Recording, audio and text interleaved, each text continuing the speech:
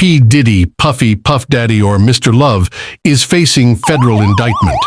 Over the years, Combs has been embroiled in numerous legal battles and scandals, from the stampede at a Harlem City college to the involvement with drugs, guns, and gang rape and sex trafficking. Let's take a look at the allegations of crimes against Mr. Sean Combs, aka Mr. Love. He should seriously consider a name change if prison is a concern. Sean Combs, along with other organizers and promoters, were responsible for a basketball game and concert event at Harlem City College, the 1991. The event, which took place in a gymnasium, quickly became overcrowded, with attendees exceeding the venue's capacity. As a result of the overcrowding, chaos ensued when organizers closed the doors, preventing more people from entering.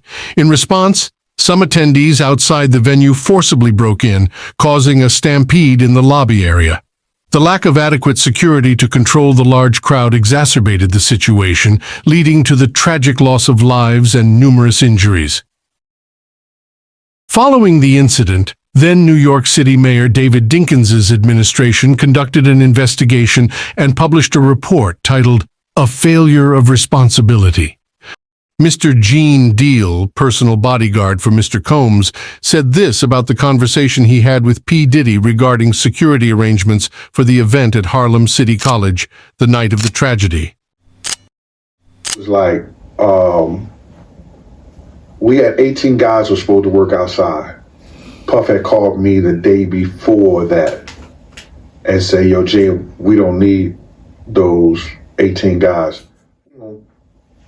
You're not going to use eight people to secure the front." He said, "No, Heavy D said, we're going to use the FOI. I said, "The FOI? He said, "Yeah, Gene." So I told my man, I said, "Yo, man, I'm not even going to do it." And then he told me, he said, "No, we just go ahead and do it. The stars are going to be there.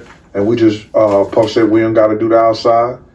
We'll just do the gym." He said, "We'll do the gym." I said, "Okay.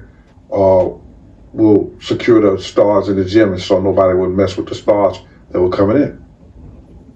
When I got there, I went to Puff directly. I said, "Yo, dog, some people gonna die at this damn door if they don't set this barricade and this shit up right." He was like, "No, Gene, just let them do it. Let them do it. Don't worry about it. Go to the gym and help the people, help the, the stars that come in the gym and everything like that." So, all hell broke out. Mike Tyson,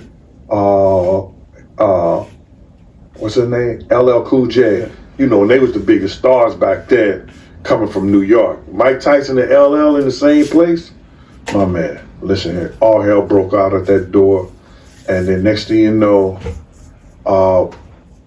when they burst through the glass door and they start rushing Jessica Rosenberg, I think Rosenberg, with the money. Her and one of the guys I put security on, and they ran downstairs.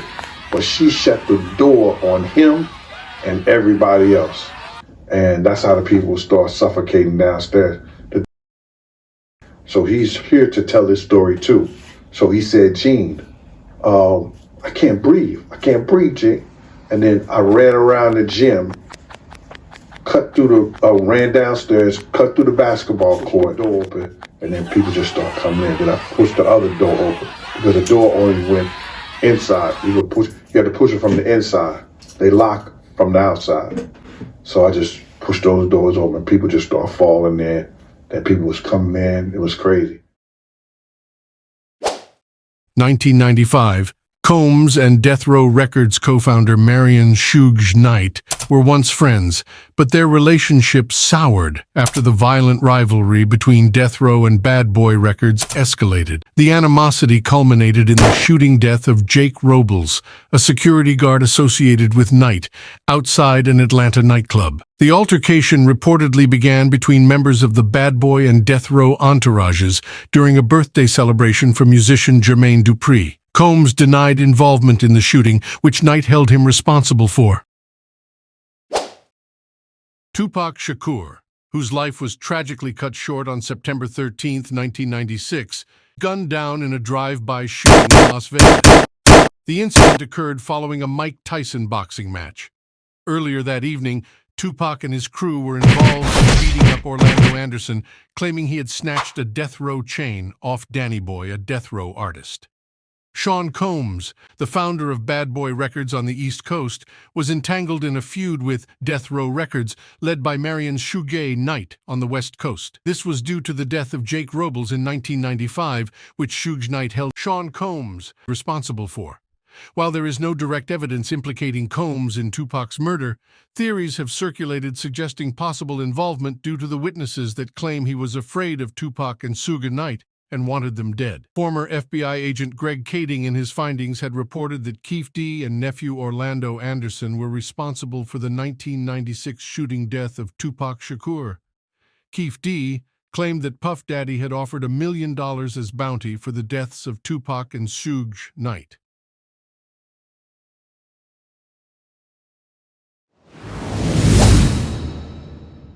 Christopher Wallace, better known as Biggie Smalls or the Notorious Big, the parallels to Tupac's death are striking. Biggie was fatally shot in a drive-by shooting in Los Angeles on March 9, 1997, just 6 months after Tupac's killing. Once again, speculations surrounding the East Coast-West Coast rivalry and its players came to the forefront. Sean Combs and Bad Boy Records faced scrutiny in the aftermath of Biggie's murder, with some theories suggesting a possible motive being that Biggie Small planned on leaving Bad Boy Record and taking his artist with him. Gene Deal later states in an interview that after a prior altercation with Tupac and Suge, in which P. Diddy ran away, he was heard to say, "Fuck, if Pac gotta die, Big gotta die, or Suge Knight go to jail. Something's gotta change." I said, "Yo, he sure did." He said, "Yeah." He said, "Big gotta die?" He said, "Yo," he said, "Big." And Shally, it's like he had this thought, or somebody had told, the way he said it, it seemed like somebody had told him that before, or said that. You understand what I'm saying?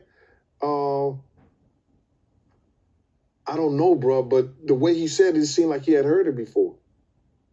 Steve Stout, 1998. In 1998, Combs and 2 other men attacked music executive Steve Stout after he erroneously sent a version of Combs and Nas's music video which depicted Combs as Jesus Christ being crucified. Combs confronted Stout in his New York City office, where he was assaulted with a champagne bottle. Combs was charged with second-degree assault and criminal mischief, ultimately receiving a sentence of attending an anger management class. New York club shooting, 1999. In late December 1999, Combs and his bad boy signee Jamal Shine Barrow were involved in a shooting at Club New York. The altercation reportedly began when Combs knocked a drink out of Matthew "Scar" Allen's hands, leading to an argument. Amidst the fray, all 3 men allegedly drew guns, resulting in 3 people being shot. Combs was arrested on weapons charges, but was acquitted, while Shine was found guilty and sentenced to prison. In 2013, Combs allegedly got into an altercation with rapper J. Cole at a MTV VMAs after-party. Reports suggested that Combs, visibly intoxicated, confronted Cole about comments made towards him and his girlfriend, Cassie. While no punches were thrown, a visible disturbance occurred. Cole later referenced the incident in his music. In December 2014, Combs allegedly punched rapper Drake outside a nightclub during DJ Khaled's event for Basil Weekend in Miami. The altercation reportedly arose from a dispute over the rights to a beat that became Drake's song 0 to 100. Combs denied punching Drake, stating that Drake was his friend. In June 2015, Combs got into a scuffle with then UCLA assistant football coach Sal Alosi. The altercation occurred during a practice session where Alosi admonished Combs' son, Justin. After a heated exchange, Combs allegedly grabbed Alosi, and a physical altercation ensued. Combs was later arrested, but the LA district attorney decided not to file assault charges against him. In 2019, Combs' ex-girlfriend Gina Hune accused him of physical abuse throughout their 5-year relationship. Ms. Hune talks to Tasha K about the abuse she suffered at the hands of Puff Daddy. We was upstairs and he had like we were in his closet and he like pushed me and I fell to the ground and then he like stood over me. So I was like laying on my back and he stood over me and he started like punching me like this. Like he avoided my face, but he like started punching me like on the side of my head and I was just like covering my face. And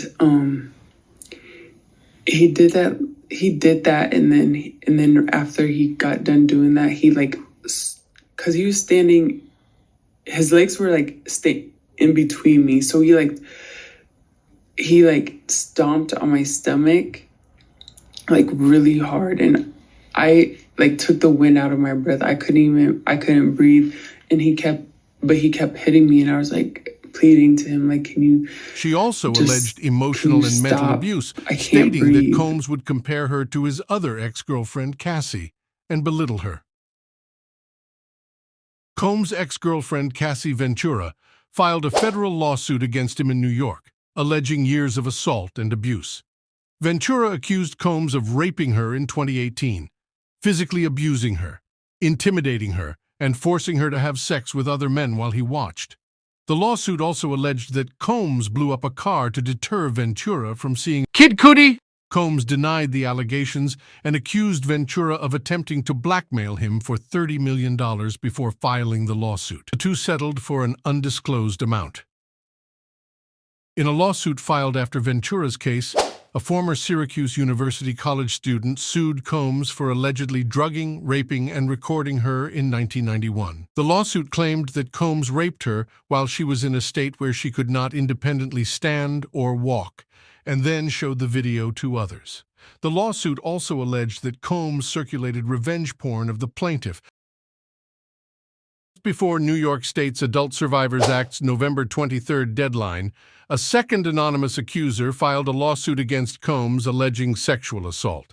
In this suit, a woman claimed Combs and singer-songwriter Aaron Hall took turns raping her and a friend in 1990 or 1991. She also alleged that days later, Combs attacked her again at a home where she was staying. Additionally, a third Jane Doe filed a lawsuit alleging that in 2003, when she was 17, she was gang-raped by Combs, former Bad Boy president Harve Pierre, and another unidentified man at Combs' studio in New York City. These lawsuits added to the mounting legal challenges Combs faced regarding allegations of sexual misconduct. However, the accumulation of allegations spanning from the 1990s to the present raises significant concerns about his behavior and character. The allegations include instances of violence, including altercations with individuals such as Stout and involvement in nightclub shootings. There are also allegations of sexual assault and misconduct, with multiple individuals coming forward with claims against him, including former partners and anonymous accusers. While it's essential to recognize that allegations are not proof of guilt, the sheer volume and consistency of accusations paint a troubling picture. Combs has consistently denied many of these allegations and has often settled lawsuits out of court, which can make it challenging to discern the truth. Ultimately, the repeated allegations and legal challenges suggest a pattern of behavior that is, at the very least, problematic. It raises questions about accountability, responsibility, and the impact of his actions and others. He really is a bad boy.